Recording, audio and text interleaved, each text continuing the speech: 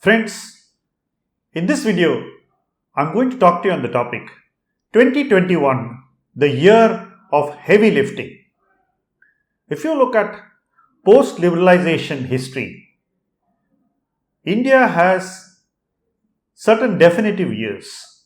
What happens in those years leads to change for many years after that. If you take the balance of payment crisis of 1990, what followed out of that led to several years of reform. Similarly, if you take the disinvestment of 2003, it was a year which could have led us on to several years of deeper reform. But it wasn't to be. If you look at the inflation crisis of 2012-13, what followed was several years of better inflation management. So some years which are definitive lead to deep change. Some years don't. So it has been quite a mixed bag as far as these definitive years are concerned.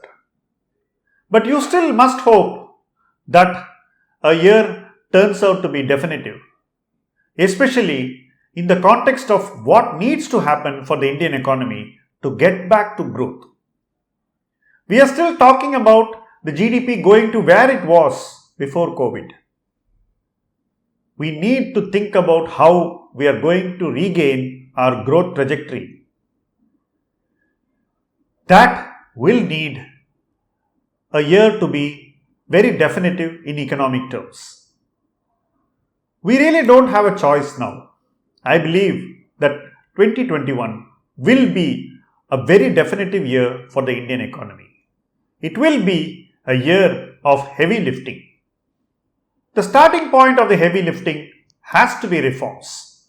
We need to accelerate reforms. During 2020, we have had several serious measures being taken in the areas of labor, agriculture, industrial production, import substitution, and financial reforms. 2021 must see these reforms accelerate, translate on the ground, gain acceptance. It is not enough for a reform to be on paper. The reform needs to translate at the ground. It needs to benefit participants in the economic system, factories, companies, service players, banks, consumers. Everybody needs to feel the power of these reforms. Producers must be able to see direct and tangible benefits. Others who are yet to participate in these benefits must see hope. For all this to happen, reforms must accelerate. That would be the first point of heavy lifting. The second point of heavy lifting clearly is disinvestment. Post 2003, we have really not had serious and genuine disinvestment. We have mostly had these left pocket to right pocket transactions. We need real disinvestment. We need ownership transformation, and we need to show that India is serious about making its disinvestment sincere. So disinvestment is something that needs to happen. We have had several years where proposals never translated. But in 2021, proposals need to translate. The proposals of 2020 will be the first test case. We had to see the companies which we proposed to sell in 2020 getting sold in 2021. So disinvestment is the second point of heavy lifting. The third point of heavy lifting that we need to evidence is investment. In 2020, thanks to Reliance and a few other companies which managed to attract a lot of investment, we saw that India could be a big ticket investment destination. We need to build on what these frontline companies have showcased. We need money coming in to create assets. It would not be enough if we see transactions of investment happen outside India, like we saw in the Flipkart deal. We need money to come to India to take ownership of our assets here, to free up capital within India, and to ensure that that capital is available for fresh investments. India badly needs a strong investment cycle. It's been a very, very long time since we had a genuine, significant investment cycle. What can a significant investment cycle do? Basically, it can make our financial system far more robust. It can shorten the cycles. It can create a faster translation in asset creation, and it can boost confidence among domestic participants. Domestic participants who were active in the previous investment cycle, the last decade between 2005 and 2010, have all been significantly weakened by their investments. Today, there is a need that existing domestic participants must be strengthened and given the confidence to get back to investing. To a large extent, the investments of 2020 should give reliance that confidence. We need that confidence in several large industrial groups within India. We also need that confidence to bring in large players from outside. We have Apple for one, but we need others to come in and believe in investing in India. We need our investments to grow. So, investments would be the third point of heavy lifting. Credit growth has been a concern. During the last few years, retail credit was contributing to a lot of credit growth, and the stock markets were exaggerating the potential of retail credit. If in the first decade of this millennium, between 2000 and 2010, the stock markets exaggerated the potential of wholesale credit and big ticket credit growth, the second decade saw us exaggerate the power of retail credit growth. COVID changed everything. We also had the NCLT and the IBC change the big ticket credit growth. Now we need credit growth to get kick-started both at the big ticket area as well as in the retail area. To do that, we need to financially empower both corporations and citizens. We need to create a new category of borrowers who are financialized, people who are all relying on the unauthorized or the unorganized areas of financing. They were all paying interest in high double digit. All these people should be financialized and brought into the credit system. We also need to deleverage the corporations so that they are able to again contribute to credit growth. This can be done only if the previous point of heavy lifting, investment, succeeds. If investment succeeds, credit growth should follow. That is going to be a connected issue, something which is umbilically connected at the middle. So we need to get our credit growth cycle to restart and to again gain momentum. Credit growth cycle would be the fourth point of heavy lifting. Banking must recover. We need to get our public banks into better shape. We need to create a culture of lending which does not carry us into the past and which does not take us back in time. We need to create a culture in the banks which will contribute to growth without weakening the bank. Government, executives and boards should work together to help this recovery of banking. If you look at how the trends have changed in the past few quarters, the bad debts are definitely likely to come down. The NPAs seem to be coming down. More people are coming forward to settle their loans. We will see a new culture emerge, but would that be enough to help our public banks to recover? That is a question for which we will see answers decisively in 2021. 2021 should be a make or break year for banking. It has to be a year where banks decisively recover. The banks which don't recover will probably go down. Government banks don't have that luxury. Therefore, the government has to do heavy lifting with its banks, create the kind of ecosystem which empowers the bankers to perform, deliver and lead the banks forward. Banking needs to recover, and that is the fifth point of heavy lifting. The last point of heavy lifting relates to government revenues. We need government revenues to grow again. We do see a recovery as we speak, but in 2021 we need growth. If you see the GST revenues, they are struggling to break out of a range into which they settled in the second or third year after GST was implemented.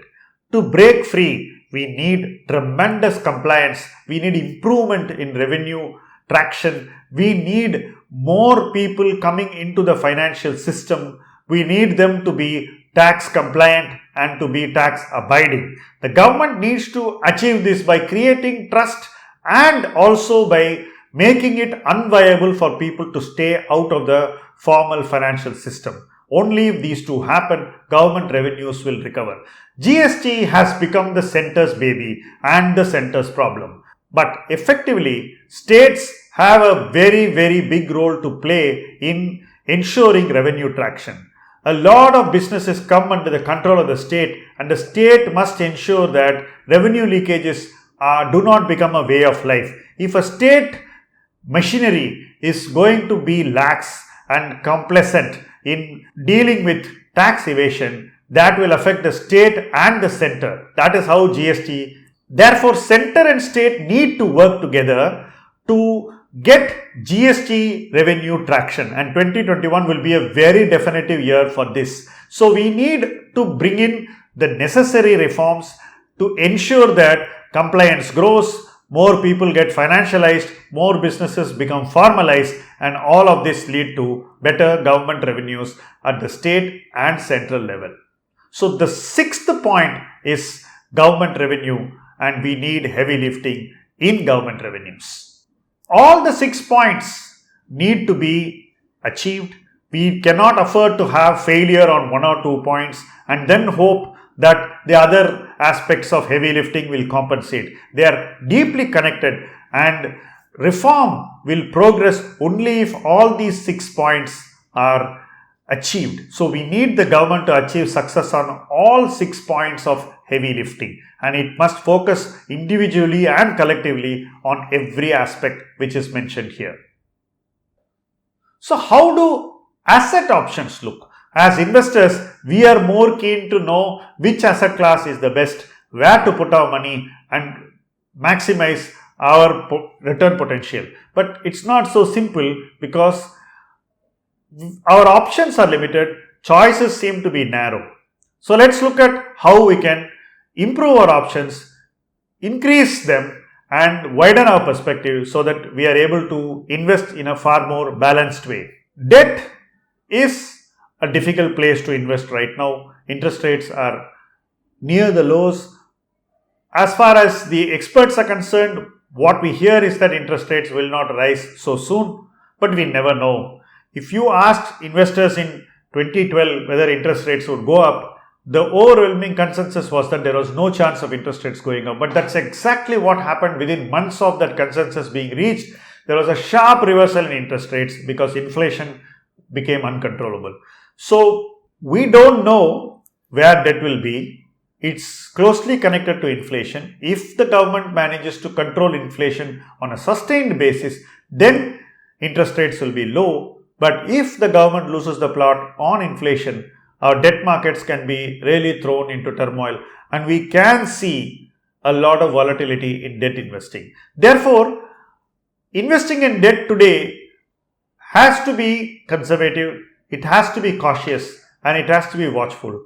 We cannot take a bet on the direction of interest rates, nor can we take a long-term view at this moment. Effectively, our debt investing would be limited to the short term, and by virtue of that, our return potential is very muted and soft. It would be very difficult to make high returns in debt given the current scenario and the uncertainty associated with inflation. Equity as an asset option has had a very decent year in 2020. It is near a place which we never thought it would reach. It has outperformed all our expectations. It has proved the doubters wrong, and it has clearly shown demonstrable confidence in the India story.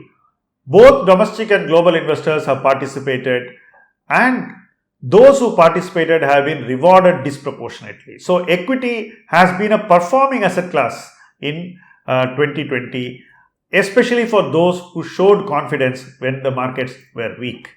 But can equity sustain this performance into 2021? That remains a question mark, given that today equity markets are factoring in a lot of positives from 2021, and we need those positives to exceed the expectations of the equity market. Now, that is a very tall ask, and investors have already gone overweight on equity. A lot of investors have moved from debt to equity. There is also a significant section of investors who have avoided other asset classes like real estate to bet on equity. So, at the moment, equity seems to be the most favored asset class, and being the most favored asset class, it factors in a lot of positivity. The economy has to live up to that positivity in 2021. My sense is, even if the economy lives up to the expectations in 2021, that would not suffice. The economy needs to outgrow those expectations. It needs to beat expectations, and that beat must be a significant beat.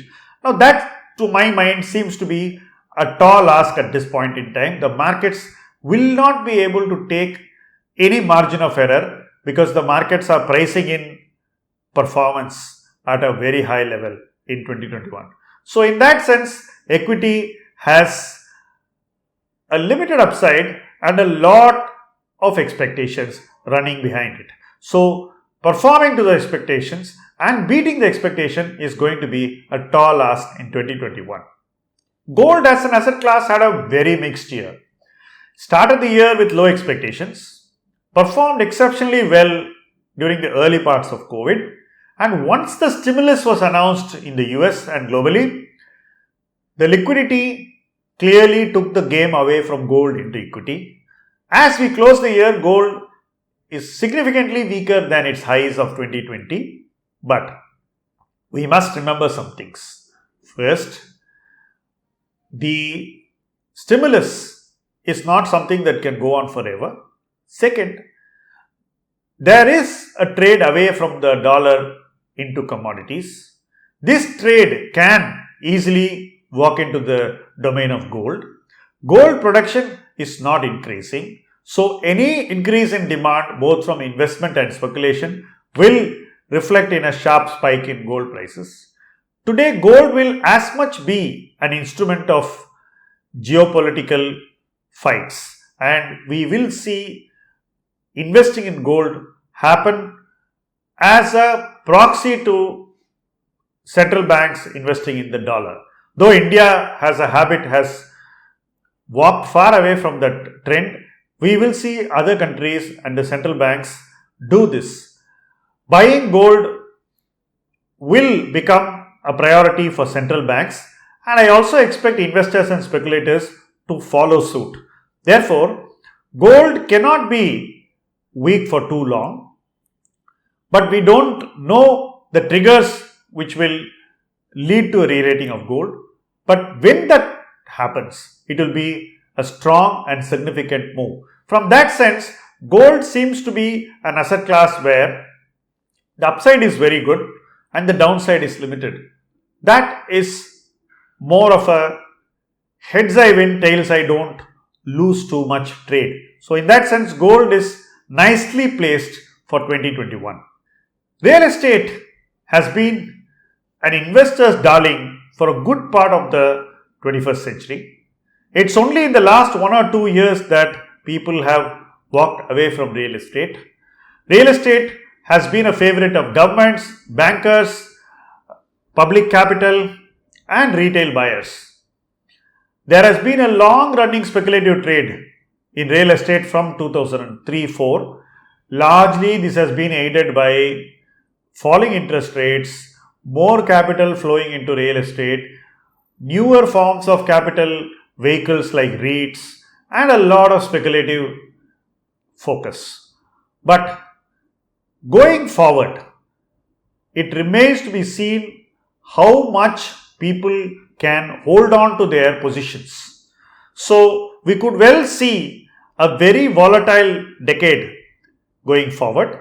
We could see a year where there can be capitulation, prices hit a bottom and then turn around to start going up again. So, like we saw volatility in gold in 2020, we should see volatility in real estate in 2021. The first direction could well be down because those who are on leveraged positions will be forced to liquidate, and if inflation spikes, real estate would be a very big casualty. So, in that sense, structurally, real estate is headed for a very volatile phase. We could see a capitulation first, and then from those bottoms that are formed, we could see a significant rise. So, real estate cannot be a one-year trade. It could be a trade of this decade, but how you play it is going to be very, very critical.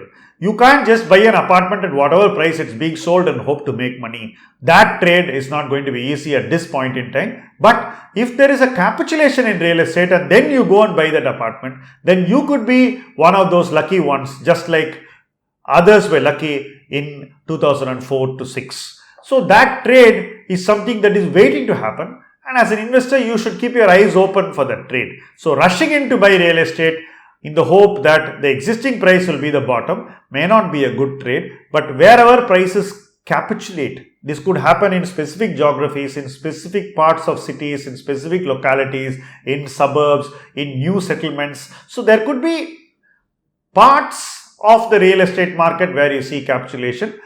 You have to read the potential of those parts and see where that bottom is getting formed and where you see very high long-term potential.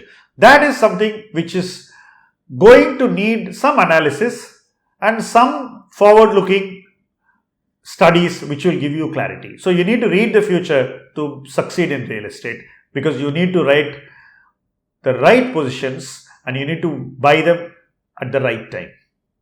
So, that's about real estate. Global investing in 2020 has been a flavor. HNIs have been buying abroad, but valuations overseas are definitely not cheap, and whenever we see consensus among Indian investors to do something, and especially the HNIs, such trades lead to a blowout and then they correct. We could well see the global investing trade in India turn, and that could be quite disappointing for a lot of people, especially if the rupee appreciates. That can be a spoiler. What could also be a spoiler is the global markets cooling off in 2021. So we don't know what is in store, but there is consensus, and that consensus is a minor scare for me. So global investing in 2021 may not be as lucrative as it was in 2020 unless there is a sharp correction. So to summarize the asset classes, debt markets are precariously poised. They definitely don't look well positioned for long-term investing at this point in time. Equity markets are expensive. We should take advantage of corrections in equity, but valuations are definitely not at levels where you want to bet the house on equity. Gold is now definitely at a very attractive level. It could get a bit more attractive before it turns, but one should use every opportunity to create a position in gold which is not insignificant.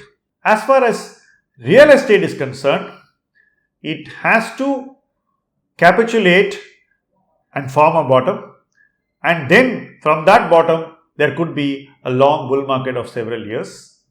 On global investing, consensus is scary, so one should buy abroad if you get an attractive correction.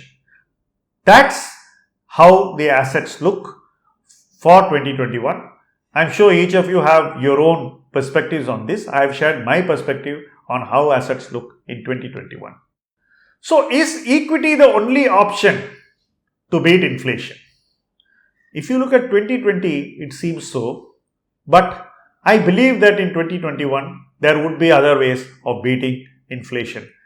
From early signs, commodities are making a comeback, but we'll have to keep a close watch to see if this sustains. But given the inflationary scenario and the prospect of inflation, several commodities should do well in the coming year. If one still prefers equity, I think one should consider playing commodities through the equity stocks of commodity making companies. That would be a good option. So equities alone is not the only way to play inflation. I think that there would be more ways to play inflation in 2021.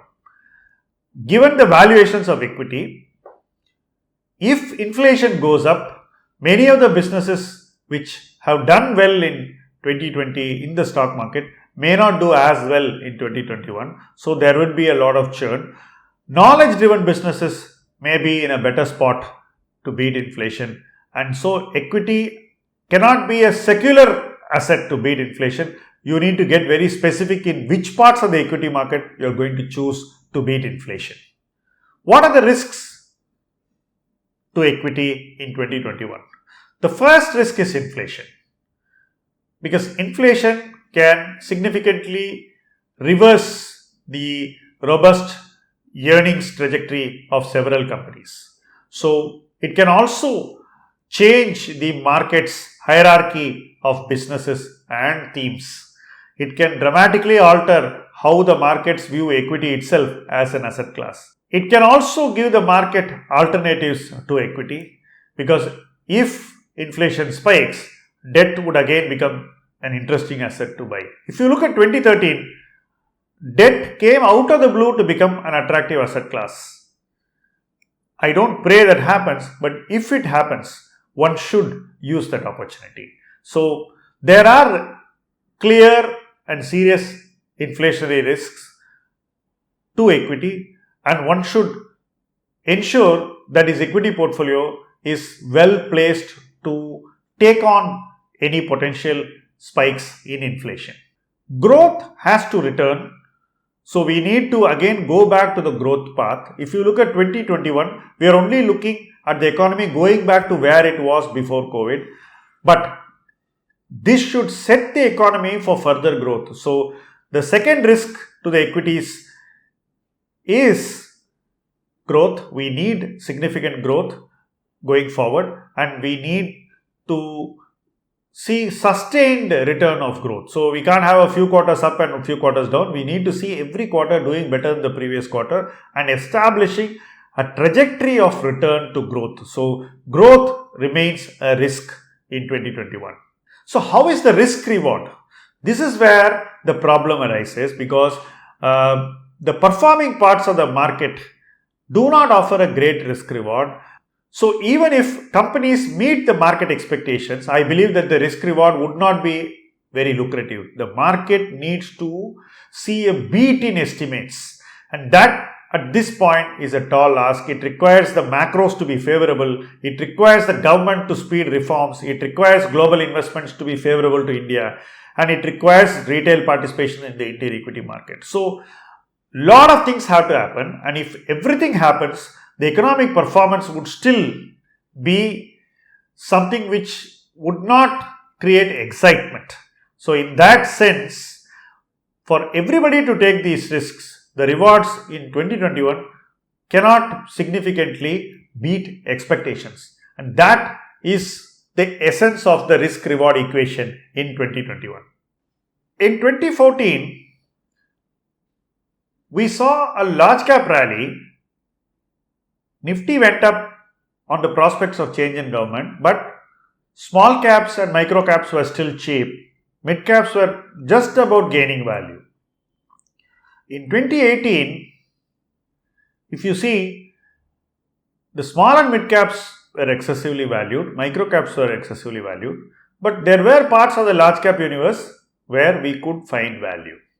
In 2020, everything fell and everything rose. So today, as we close the year, the valuations in every category, be it micro cap, small cap, mid cap or large cap, seem to be stretched. The only place where valuations are soft is in the value themed investing and in commodity businesses and in cyclicals. The rest of the market seems to be priced to perfection. So We are in a very different place in 2020 and we are moving towards a scenario in 2024 where the benefits of all reforms should translate. So, I'm looking at these 4 years as a block and we need to see how corporate India transforms and translates the benefits of reforms on its performance. This is going to be a challenge and businesses are coming out of probably one of the worst phases during COVID and they need to keep the momentum and they need to perform. The markets are assuming they will perform and that assumption remains to be tested. If for some reason that performance is delayed or that performance does not seem to translate, then the markets would be in a mood to punish companies. While I don't wish that, that is something that we should be aware of and cognizant in making our investment expectations. Therefore, assets which are cheap seem better placed for the 3-4 year journey because if the economy returns to growth, these assets will see higher utilization and these businesses will see better performance. Change in ownership is another aspect which can clearly lead to better performance. So we are looking at a lot of corporate action. We are looking at reform translating in specific parts of the market and we are looking at growth benefiting a new set of companies which have had a tough time for several years. So the market cycle seems to be at a peak, but it's not as if the entire market is at a peak. And as the market cycle goes forward, we could well see a rotation among companies and among teams, among sectors and among investors. So this rotation is something that has been happening from 2014 and I certainly expect that to happen between 2020 and 2024. I would look at this future prospect as an investment in a block of time and I believe that this block is certain to deliver decent returns, but within the block we could see a lot of volatility. So the market cycle is at a high and we could see a lot of volatility going forward. So that in essence is how 2021 looks like. It's going to be a fascinating year, a make or break year, a year where we need to build upon our learning and lessons of 2020, a year in which both companies and investors need to continue their adaptive behavior, grow their adaptive stance and create investments which will deliver in that block of time between 2020 and 2024. Thank you very much for watching this video. Do share this video with your friends. Do subscribe to our channel and do support our efforts to create independent thinking and viewpoints on this channel. Thank you very much.